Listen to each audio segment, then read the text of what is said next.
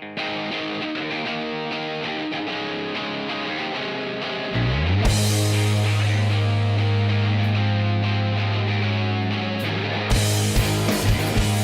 everyone. I'm Tony Casillas, and I am your host of the Tony Casillas Show. If this is your first time, thank you for watching. If this is your fifth time, considering this is our fifth episode, thank you for watching and coming back. Real quick, a little behind the curtain. So we tape our show. So today we are taping on November 5th, which is the day after the election.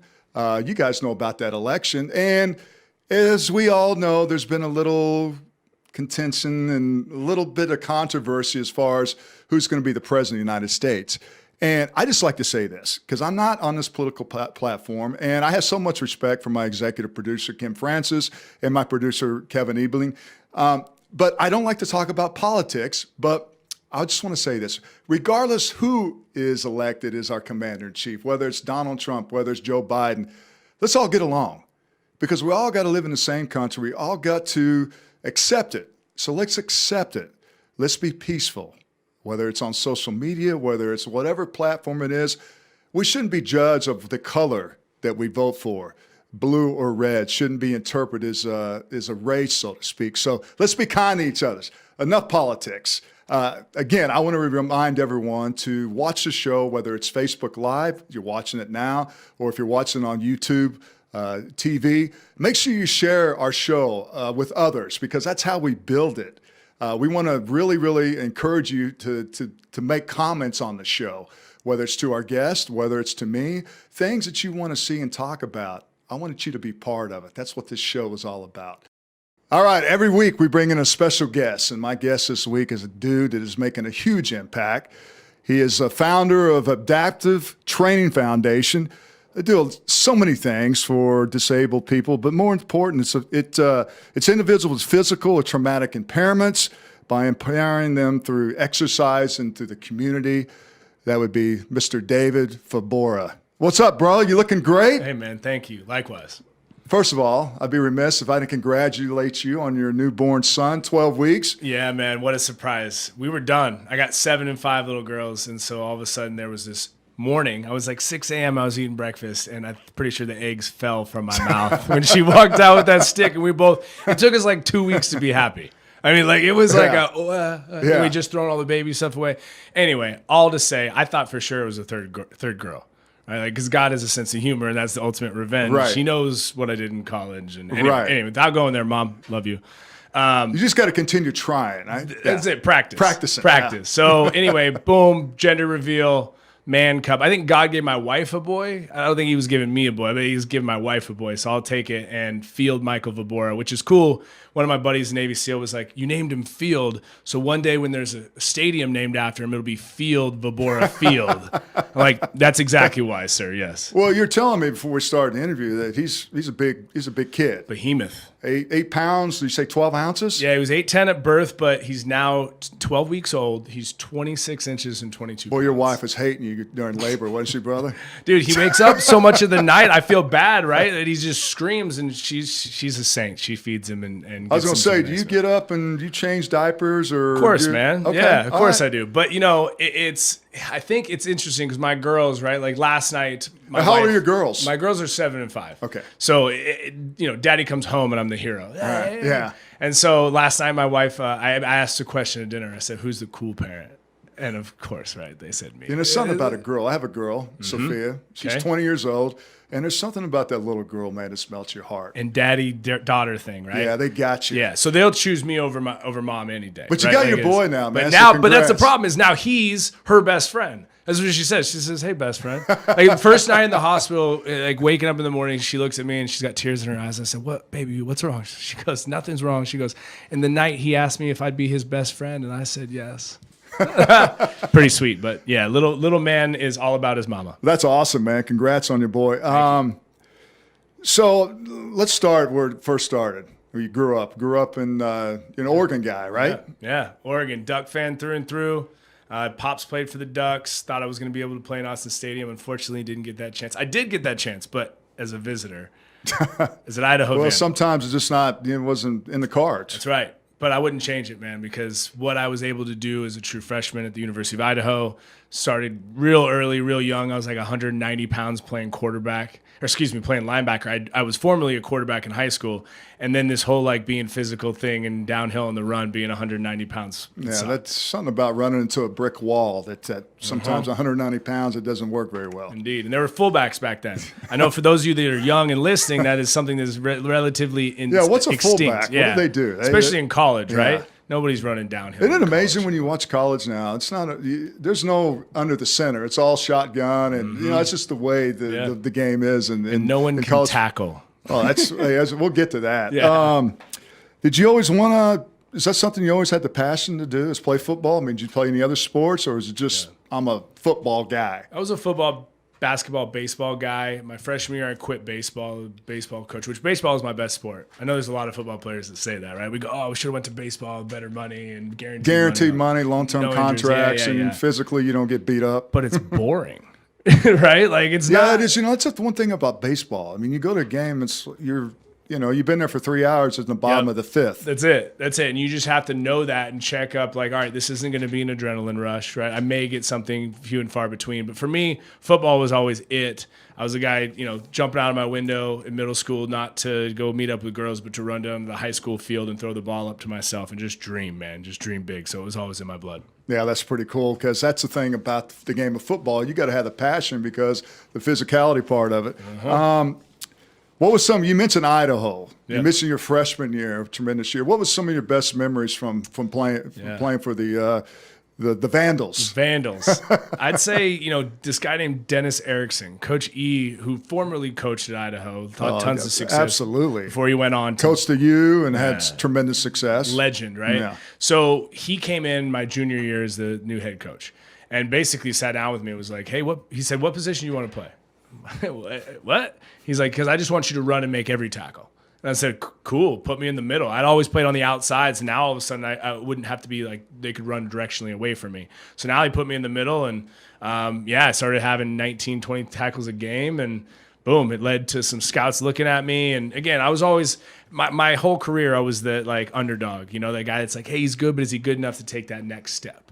And that certainly, I think, had an effect on why I do the work that I do today because I feel like I'm a champion to the underdog. Yeah. And for me, football was just like, give me a foot in the door. Yeah. Give me an opportunity. That's the thing with me. I wasn't the biggest dude. I mean, I worked my ass off. And, I think always sounds like you, the same type of person that you felt like you had to work to get what you got. And that's such a great work ethic that you had. Yeah. Yeah, I think for me, it was like, all right, I consider myself actually, this is I kind of steal this. It's from Clint Bruce, legendary Navy SEAL, local to the Dallas area. He actually played in the league a bit as well.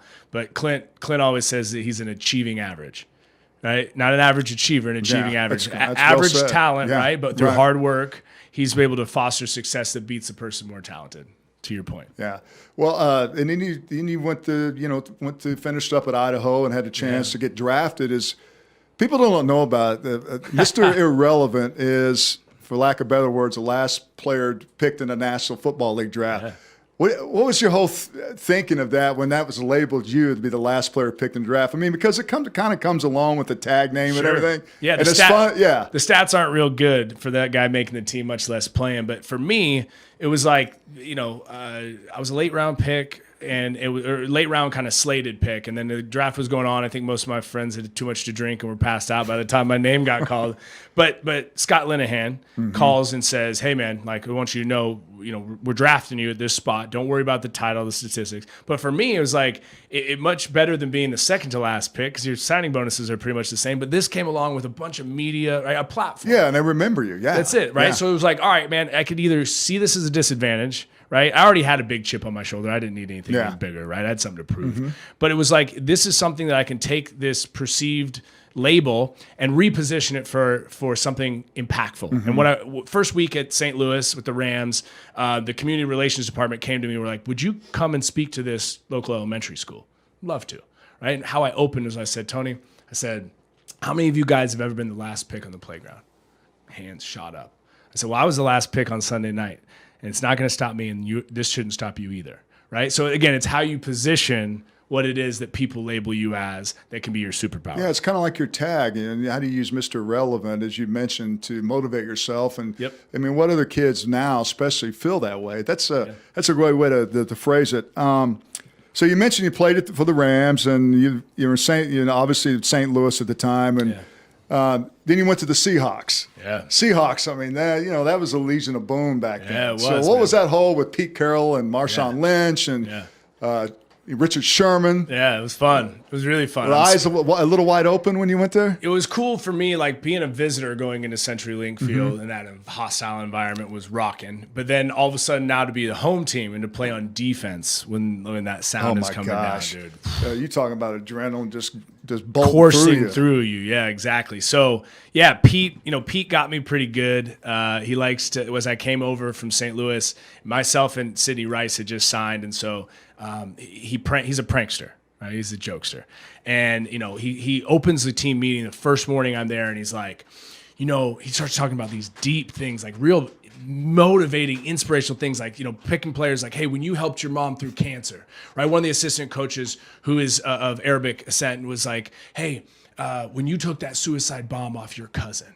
Right, and I'm like, whoa, this is like that's really deep. This is getting big, Okay, like I'm tuned in, and then he's like, right now we're gonna bring up one of our new guys to share what he's overcome, and he looks at me, he's like, Dave Vobora. Pretty soon, everyone's clapping. They're like, hey, safe place, brother, safe place. And it was like this inertia that was pulling me down in front of this team, and I'm like, all right, like, what am I gonna say, right? Like, what have I faced, right? Yeah, and you're in front of all these, these superstars and the Seattle Seahawks. That's it. And all of a sudden, I'm like, "Hi, and everybody said, "Shut the f up!" And I started laughing. They bailed me out. But Pete, that environment's amazing. Pete kept it simple, allowed guys to play fast. Made it a very friendly environment for your talents to be shown off. I left the year before we got the Super Bowl. They got the front end then to help with that back end, and it just, again, it was a time and a place where there's nothing quite like running down the field on kickoff in Seattle Stadium. Yeah, I was going to ask you this. I've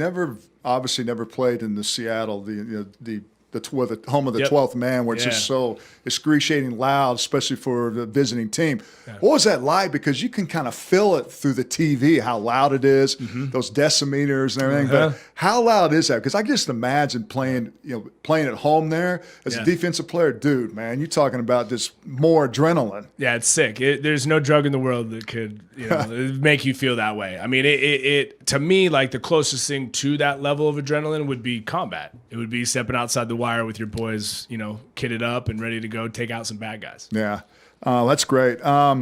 So where you are now, in 2014, that was when you were, you started your adaptive training, the founder of it. Yep. So what motivated you to do that? Yeah, man, I met a Staff Sergeant Travis Mills, quadruple amputee. One of 5 living that was combat injured, lost all 4 limbs as a result of that blast. And, he basically, it was like at a 40th birthday party for a friend, and I saw this dude walk in on prosthetics, and it was like the hot chick at the bar. I just beeline for him. I went up to him and I said, yo, bro, when was the last time you worked out? And he's like, well, do I want to make you feel like an asshole? I don't have arms and legs, right? I'm like, well, I understand you look different, but like, why can't you tap into a level of physicality? Because we all have to, right? Like, there's a way to access the mind through the body that only some sweat psychology can. And, he was like, you got experience? It's like, no, but I'll research it. Right. And he was like, cool. He took a chance on me. And immediately what I watched as pretty soon he was doing 100-pound sled pulls on these short prosthetic legs. The YouTube video is amazing. Badass, right? Yeah, it is amazing. But all of my NFL guys I was training at the time, their excuses vanished. Yeah. Right. Oh, my pinky toe no longer is sore, and they would rise up. And it was cool. Even just civilian clients or non-athlete clients, they up the ante as well. So I watched what Travis was willing to commit to overcome fear and to blast into this thing. That gave people confidence to do it for themselves. So I realized there was this void post-rehab. I'm like, wait a second, there's the medical interventions, then there's some rec-based stuff, but what's in between? There was nothing. So I'm like, man, there's a void for these people. What if I created a way to raise money so they don't have to pay for it and I can supply this training? Right. And that was it, man. We were off and running. So it just seemed like you had this connection when Yeah, you saw huge. Brian, right? Yeah, And Travis first. Travis, I'm sorry. Yeah. Brian's another another vet that. No, let me tell Brian's story quick for our listeners. It's a powerful one. I was driving home late one day from the gym. I thought my problems were so big, right? I was stressed out. My wife had called. The dinner was getting cold. The girls were crying in the back, everything, right? And I come up to this red light, which I very kind of quickly cut through a parking lot to try to miss a red light, which is not legal. You guys shouldn't do that if you're listening for clearance. But in this moment, out of the corner of my eye, I see this guy in a wheelchair with no legs. And my head rationalized, you got to get home. You're tired, you're late, you're stressed, you're whatever. But my gut was like, you got to stop and talk to this guy. And I let that brain in my gut, that intuitive feeling just override all of the pros and cons, and bam, stopped, pulled out, jumped over there, said, hey man, I'm a retired NFL player. I got this gym, love for you to work out. Like he thought I was going to rob him, as the story goes. But in this instance, he took a chance. And I didn't realize at that time, this guy looked haggard, but he was going to bed every night with a loaded pistol. He was suicidal, just come off of another heroin detox. He was using drugs, just hoping that was how he ended it. Mm-hmm. But now you fast forward, that dude is married, got a beautiful house, started a nonprofit himself, living up in McKinney, doing great. But the point being is like meeting Travis and seeing what was possible if you just gave him an opportunity. Now all of a sudden there was other guys like, maybe there is a way for me to identify in a new way with my physicality and then train them to go bomb it down the mountain in Tahoe or surf a first wave in Cali or, climb a big face at Yosemite. Like all these different opportunities, even though their body looks different, they actually have opportunity to go out and still export the physicality that is the alpha, that is that go-getter, just like we were in ball. Yeah. I mean, and that's a great point because I think every time we see someone and they're missing their arms or legs, and they look, and maybe our first thought's going to be they're in military. But so how resistive were they to that? I mean, I know it had to be rewarding to see them kind of come out of their shell and really give them an opportunity to physically do something. But what was the whole process to kind of get to know them and get them more of a confidence? Because I remember I watched that, and you're talking about their biggest fear is gravity because they can't stand up or they don't have arms. I mean, think about that, 100%. not being able to stand up. Well, life doesn't discriminate, right? Like we all could get in a car accident or a tree falls or something happens. Exactly right. And everything that you thought was your identity suddenly can be stripped from you. And so to your point, like in football, for me, as I transitioned out of the league, yes, I had the shoulder injury. What started with a prescription led to me coping with just numbing myself. Opiates, Xanax, like didn't matter. I was trying not to feel. Because the truth was I was scared to see who David was without the game. Right, that transition scared the hell out of me. It's scary too, isn't it? Big time. People don't understand how hard that transition is. It's you're mourning the death of your former self, and then ask yourself, can I ever reach the level, the pinnacle, like I did in ball? And the truth of it is maybe not yet. I'm proof. David Vobora is proof sitting here right now that the most meaningful things are still in front. And I believe that wholeheartedly. I had a respectable NFL career, right? Started some games. That was cool, being Mr. Irrelevant and all that. Do I wish I had achieved more? Certainly. But what I realized is the identity crisis that led me to my ultimate bottom. I mean, I was on the floor of a drug detox unit. 7-day detox, lost 34 pounds, had 2 seizures. At one point, tried to pick up a plate of food to feed myself. Wow. Couldn't even hold it. It shattered all over. I'm on the ground, embarrassed and ashamed, trying to scrape up this plates of tuna casserole and broken plate. And the nurses rushed in. I'm apologizing as they're restraining me because I thought I was going to use the broken plate to try to commit suicide. Wow. So you talk about that just, a month prior running down the field for the Seattle Seahawks, and now all of a sudden I'm on this detox floor. So the question was again, there's a synonymous identity crisis with these veterans that come home. They can be geographically home, but not all the way home until they have a new community, right? A tribe, and then a new purpose. So for me, it was like, where do David's passions align with a way to serve those who served us? Because I wanted to give back. Yeah. I would have signed every waiver to go into the military when I got out of ball if I could. But in the instance that, like, for me, the freedom was, hey, I see something in them that they don't yet see in themselves. So you got to try to lay the breadcrumbs out for them to discover it for themselves. And the gym is the perfect conduit to do it because the weights tell the truth and a little sweat equity bonds each other. So now to your point, how do you earn their trust? You wade in the water with them. You literally put things in the framework of R&D where they're like, hey, man, I jumped out of perfectly good airplanes. I'll be the guinea pig. Mm-hmm. And then we explore what's possible for the purpose of bettering it for someone else. Yeah. That's suddenly now a huge way to pay it forward. Well, I was thinking about this before we I knew we were going to have you on, I was thinking about exercise because I'm in my 50s and I still had my knee replaced 4 months ago, but I still had the capability to go exercise. Sure. The cognitive, we talk about cognitive health all the time as an NFL player. Yeah. But being able to have something to release all that stress, and these guys, they come out and come back from out of the military and war and having to deal with post PSTD. If that's the acronyms for that. Yep. But the fact that you're able to help these guys and lift them up, and your story, man, with the opioids and having to deal with that, to that point about that, when you played and having this label as Mr. Irrelevant, and we know as a player, you got to play under the influence of some painkillers. But for you, probably, you felt like, I got to be on the field, so I got to do something to take away the pain so I can perform. Yeah, 100%. Extreme pressure, extreme pain, the need to make sure, like, dude, I wasn't ever on a big contract. I needed to show up every day, suit up, and deliver. And so that was a part of it. But if I'm honest, Tony, the real kind of insidious part was between my ears. It was less about the football player and the need to be on the field. It was stuff where my worth was tied directly to what I did.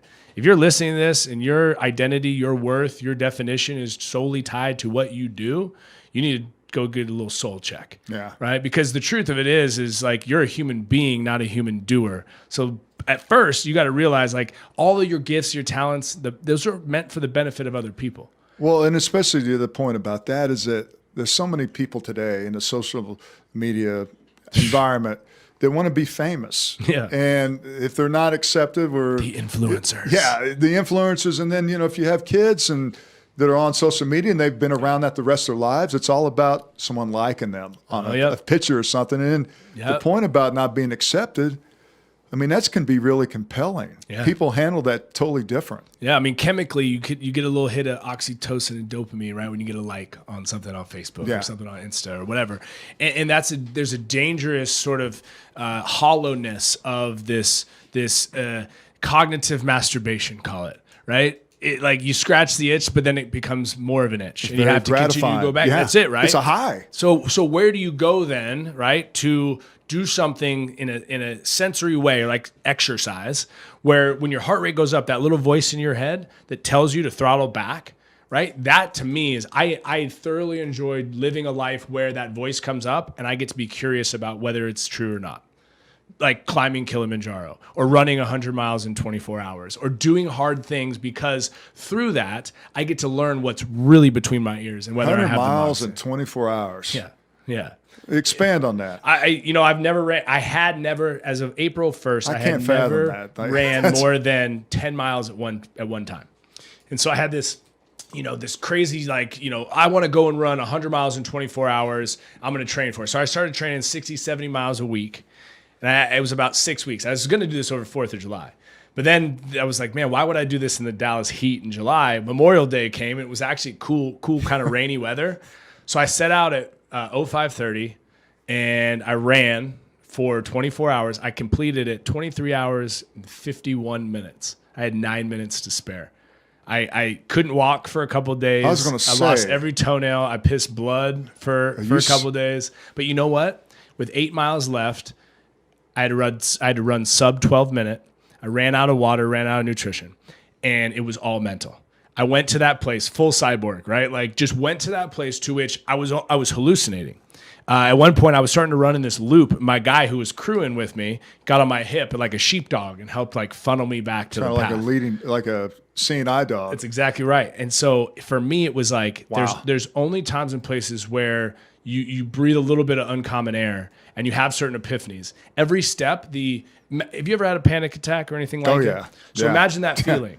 But that was what my brain was telling my body to shut me down. Yeah. Right. And I'd from 1 second split thought. Every second I was at war within my brain. But I just had to put the next foot in front of it. I started to override that. That's a muscle that you can flex anywhere in your life. So I like doing hard things. And the same thing is true with our athletes. These adaptive athletes, we're trying to put them into an ecosystem where they see that whatever they thought they needed was inside them the whole time. They just didn't tap into it because they felt like they did put their own limitation around it.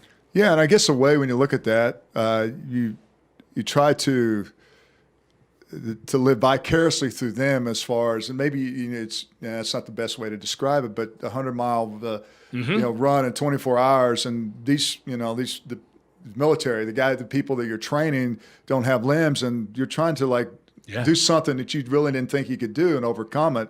Probably not the best way to describe it, but still, you're talking about being mentally strong. Dude, I can't preach that without going out there and seeking the purpose in my own pain. Because wisdom has healed pain. And for me, I like doing hard things because it teaches me about me. And I did a show for National Geographic that was in, I think, 2015 or 2016. But it was 6 days, middle of the ocean, Bermuda Triangle, 4-foot life raft, no food, no water.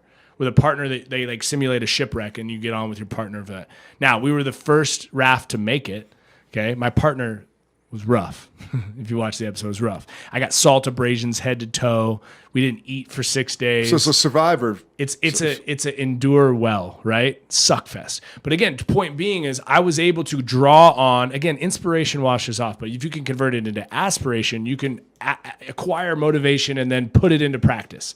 And then for me, again, if I'm telling these athletes, these warriors to be willing to be uncomfortable to grow, well, damn, I better be doing it too. Yeah. I'm just amazed. I watched all the Survivor, like Alone, which is on Netflix, and Naked and Afraid, and some of these shows. I'm just amazed that they live on. They're very resourceful.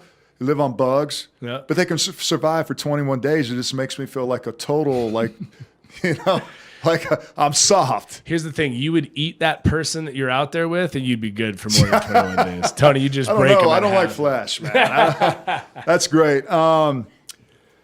So it seems to me your philosophy is just train at no cost, as far as just mentally and physically, and just try to set an example of that. That's pretty powerful stuff, man.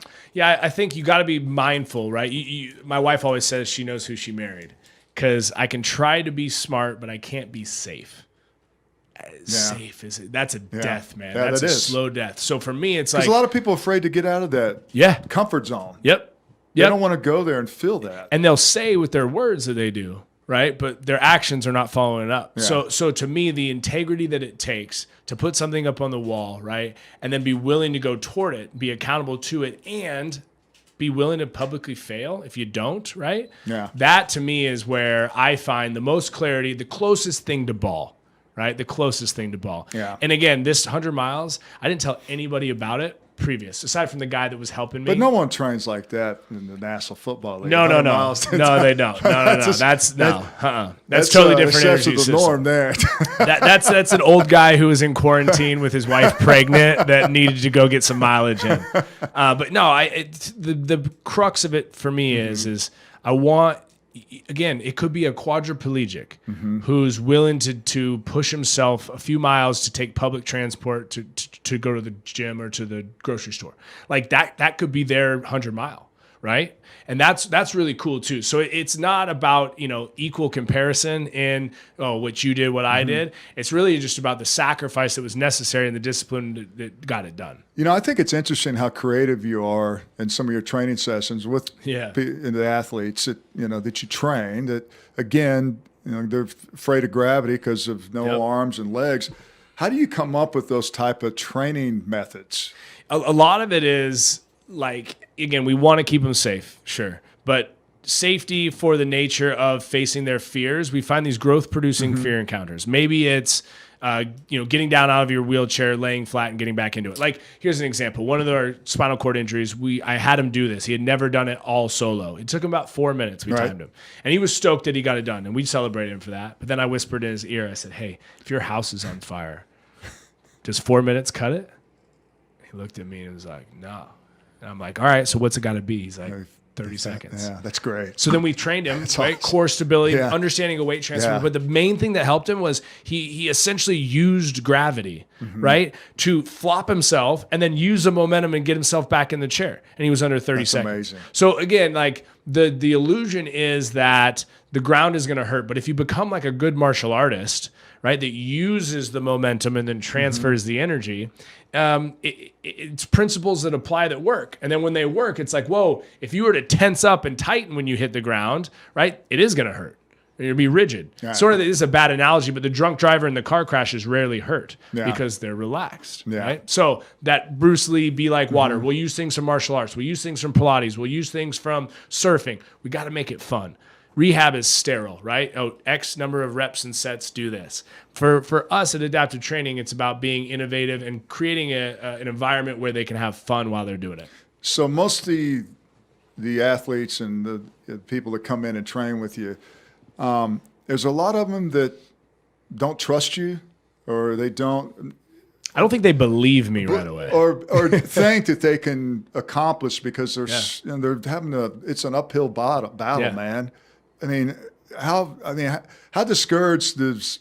I would say some of these would probably be discouraged because the unknown.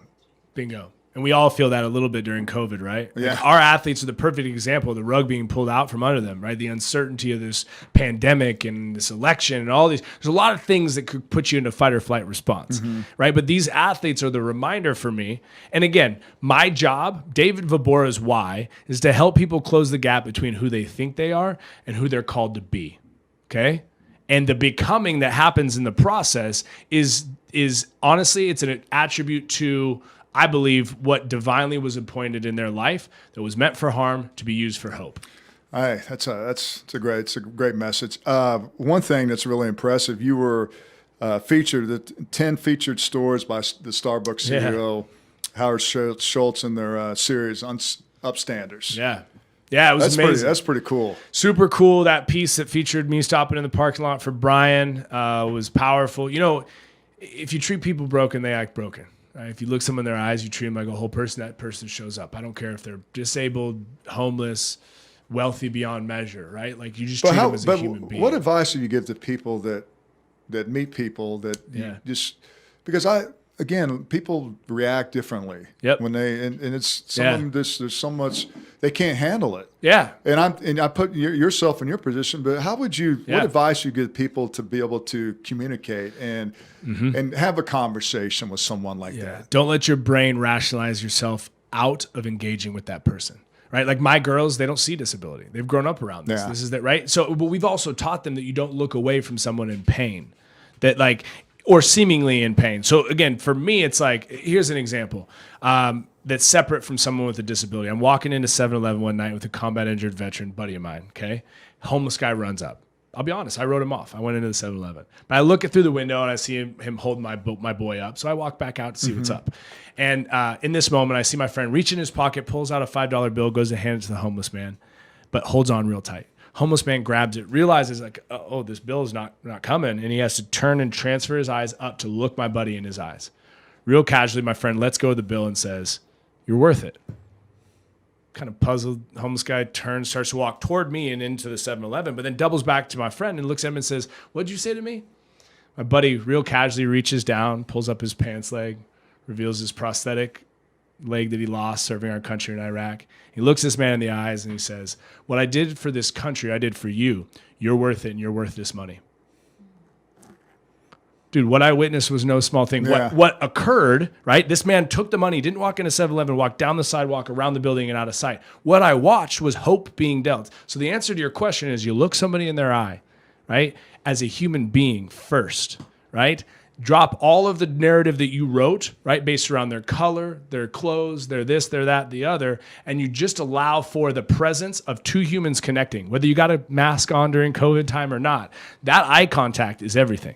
But it can't be eye contact and a looking down on. It needs to be a person-to-person type of look. Right. I just think that's so simple, but the world needs more. I think that's right, and people experience that and just... Yeah, like what's your story, right? Like just the ability to say, "Hey, man, what's your story?" Yeah, and that the simple fact is, I don't want anything from you. Yeah, because so many people think that you want something from them. That's so refreshing. And when they trust you that you don't want anything, I think you break those barriers. The real person shows up. Absolutely. Yeah, it's good. That's great. I know that there's a nonprofit organization, but how can people get involved with it? Yeah. Thanks for asking. Follow Adaptive Training Foundation on any of the social platforms. Check out the website. I mean, again, the videos are visceral, right? They're very visible and very visceral. You're going to see people flipping tires that are a triple amputee, right? But I'd say this. as an invitation into this story, we do need resources. So if you feel compelled to buy a t-shirt, right? That t-shirt is something that'll go directly to support our athletes. If it's the case you want to sponsor a locker at the gym, those are pretty cool. You can put it in someone's name, someone maybe you want to memorialize. That's real cool. And that's $500, right? That's incredibly meaningful for us. You can sponsor athletes, tons of ways to donate. But really, I just encourage you to step into the story by following us on social, right? Sharing those things. If something touches you, share it. Share it with a loved one, a close family friend. Again, it's not just veterans and first responders. That's about 2/3 of it. But there's spinal cord injuries, amputees, it's Parkinson's, MS, stroke, you name it. It's a full spectrum of people that have dealt with trauma and impairment and now are coming back to train other people like them. That's when it gets really cool. Yeah. Is when you have the guys that come back and train somebody else with a similar pathology and they make it even better for the next person. That's awesome. All right, everyone. It is time for X's and O's. Hey.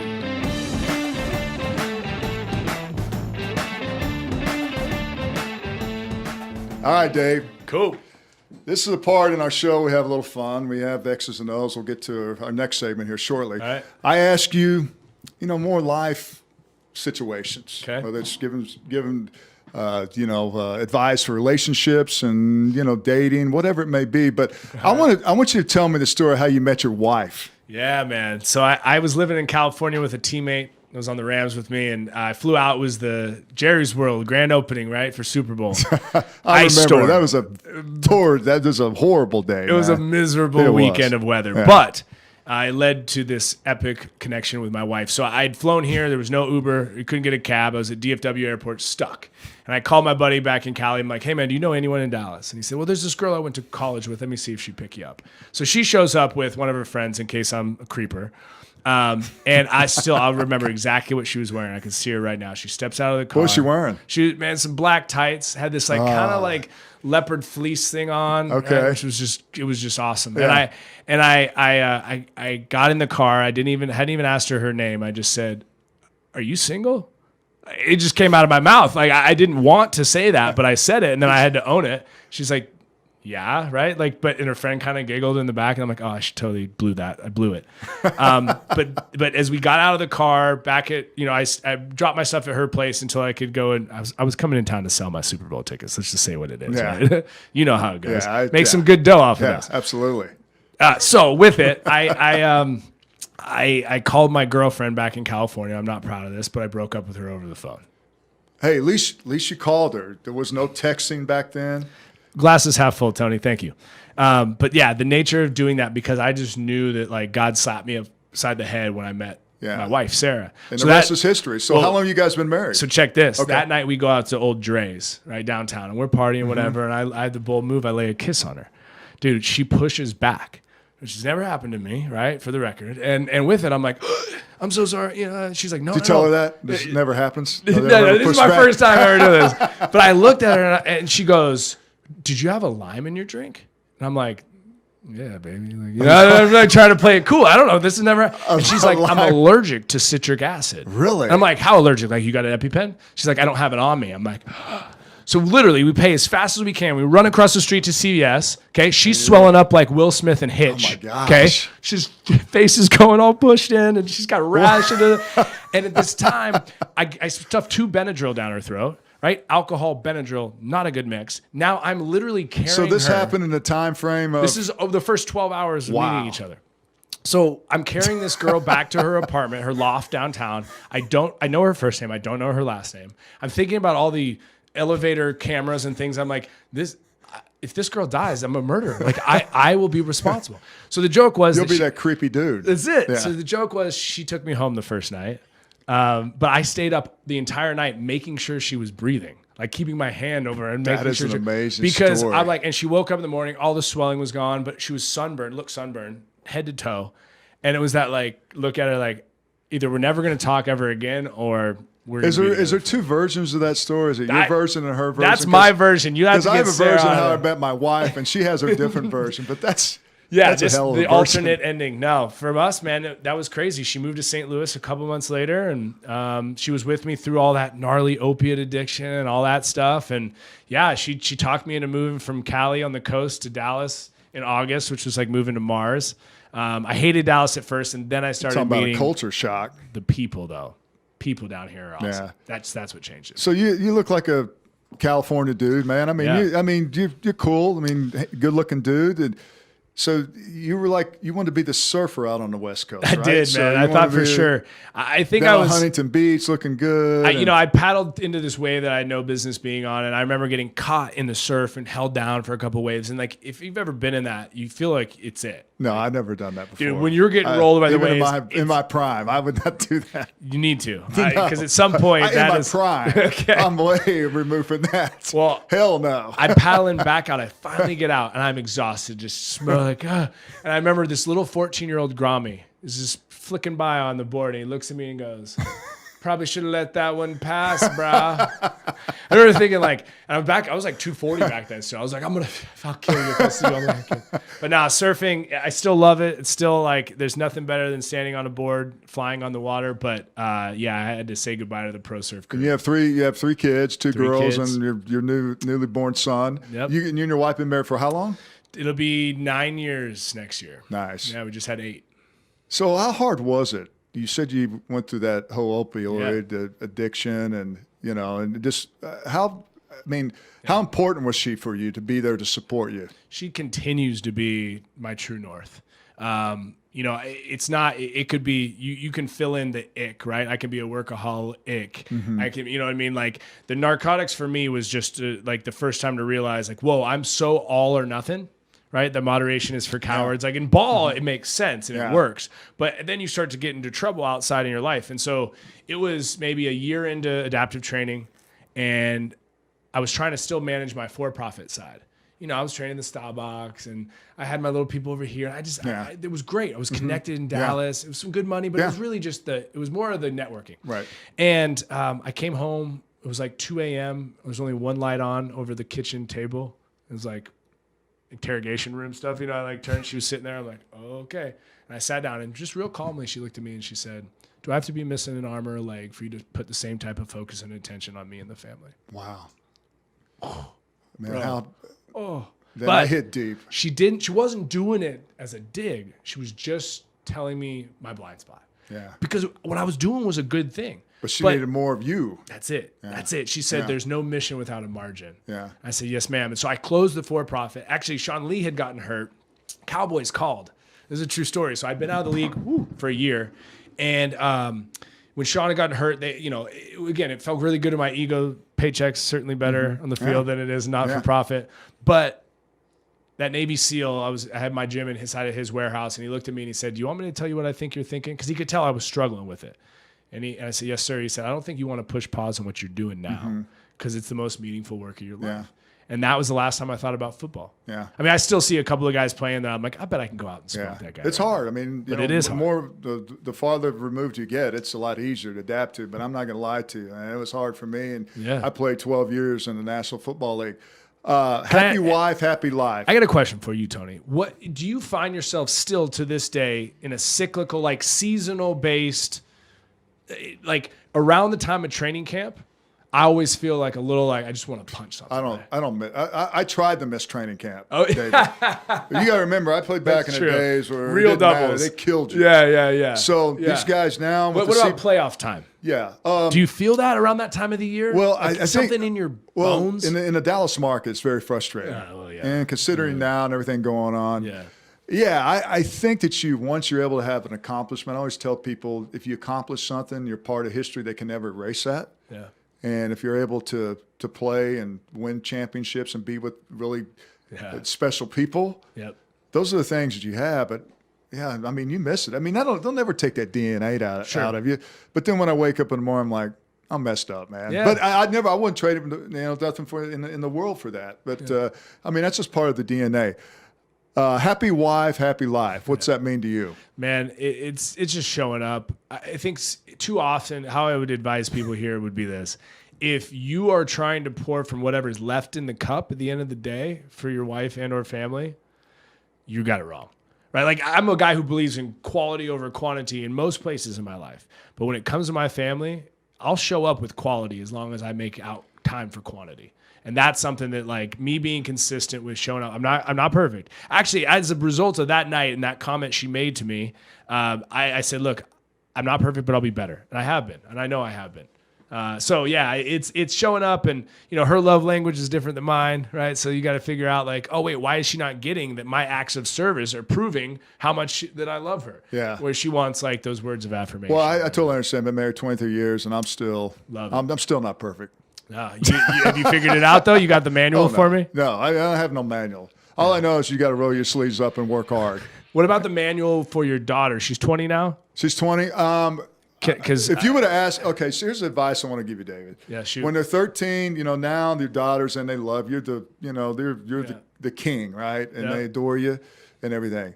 But there's something about getting to that teenage where all of a sudden you're like kind of pushed aside. Yeah. And it's like you try to get in the way, but you have to stay out of the way. Powerful. Now it's check. Now that my daughter's 20, it's I look back and just be yourself, man. I mean, to be a parent, man, it's they don't give you a manual. They don't tell you, hey, look, when you have kids, you have a newborn son. Yeah. Shoot, man, they don't. When you had your two daughters, they don't tell you. Nope. They don't give you. As long as they're alive at the end of the day. Yeah, it's just like life. I already know the answer to this question. Yeah. Beaches or mountains? Beaches all day. Yeah. I do like rare air though. After Kilimanjaro and then climbing some 14ers out in Colorado, I'm all about getting to that point where. So 14, does that mean 14,000? 14,000. Wow. Yeah. But Dude, man. Keely was 19,000. I got a fear of heights. So what kind of high was that? I mean, how would you describe that? Yeah, it's just special. Keely was special mostly because I brought this combat injured Marine, above knee amputee with me. That's amazing. It was NFL vets. I think there was 6 NFL vets or 8 NFL vets and 8 combat vets. Jason Kelsey, Bo Allen, Haloti Nada. Haloti was the biggest guy I saw him ever summit. He posted his that's his retirement message and that was it, right? And he had that flag. We're like, cool, it means you have to summit, bro. Wow. And it was crazy that's too. That's a big man too. So our guide, Orca's got his hiking poles underneath his arms pulling Haloti, who's got his poles like this, and then Chris Long is behind Haloti pushing, and like it took, but just the air is so thin. Yeah, up there, like you start to get real. Rob Ninkovich, I thought was gonna have an aneurysm, and we were gonna have to carry his ass down. That's awesome. Yeah, it was pretty special. But all right, this part of our show is called binge watching.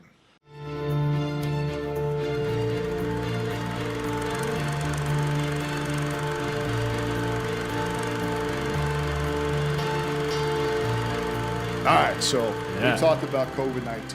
Yeah. And we've all been part of whether it's watching Netflix or any app TV or binge watching, whatever it may be. Yeah. Spend a lot of time with your family, with your wife, trying to get a little closer, whatever it may be. Yeah.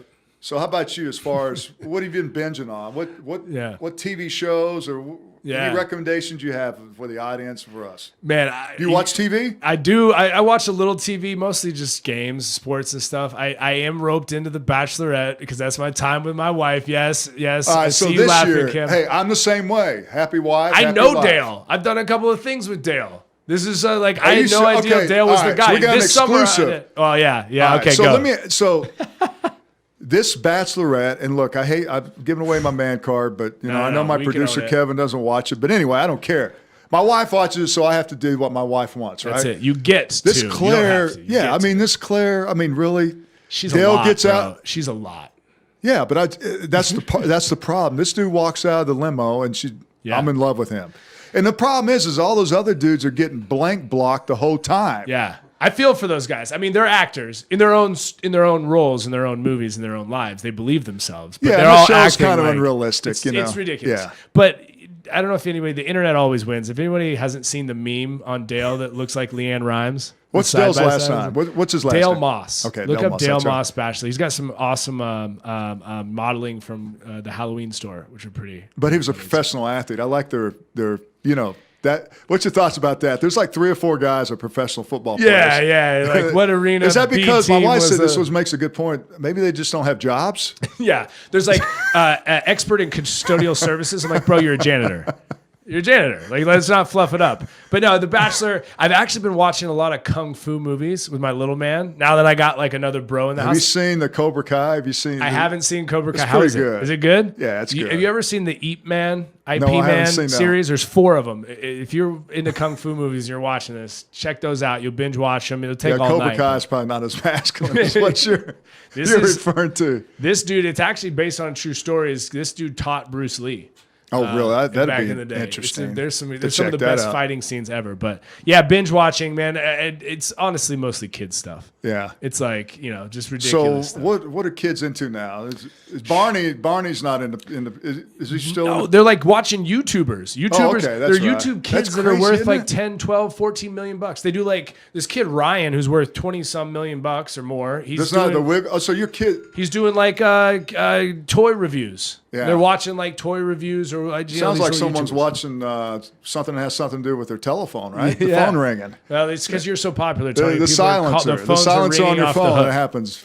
But right. so the whole the purple the dinosaur with Yeah, Barney and Barney, those everything, are the dumb. Wiggles. That's There's still a little like Peppa Pig, a little like British pig. I don't know. No, yeah. Well, thank God. I'm getting a nod out of your producer. Yeah, Kevin, He he might not probably watch still The watches it, Bachelorette, man. but Kevin That's why- watches Peppa Pig. I didn't say I watched it, but I mean, I'm familiar with it. No, that show's cool. Yeah, but you know what? The thing, at least you don't have to be subjected to that. I mean, I listen to Those like a Barney little songs. Barney. Oh yeah. But anyway, that's just part of the whole deal. But yeah, so no Survivor, Netflix or I did get into This Bachelorette. What was the yeah? Just thanks for reminding me. There was the I gotta admit that kind of threw me because I'm like when you brought the Bachelorette up, I'm like, hey, but Dave Moss. you know, got stoked, dude. I Dale saw Moss, it. a former, the famous Yeah. football player that played in the National Football League for 10 years. Hey, I just did. What number was he? Yeah, I did a deal with him for. I do some stuff for Michelob Ultra. He did some stuff. We were at an event in Chicago. Cool dude. Cool Yeah. dude. I got nothing but positive, good energy, nice guy. But questionable bachelor presence. Yeah. Yeah. Last one on the Bachelorette. You think they hooked up before that? I do.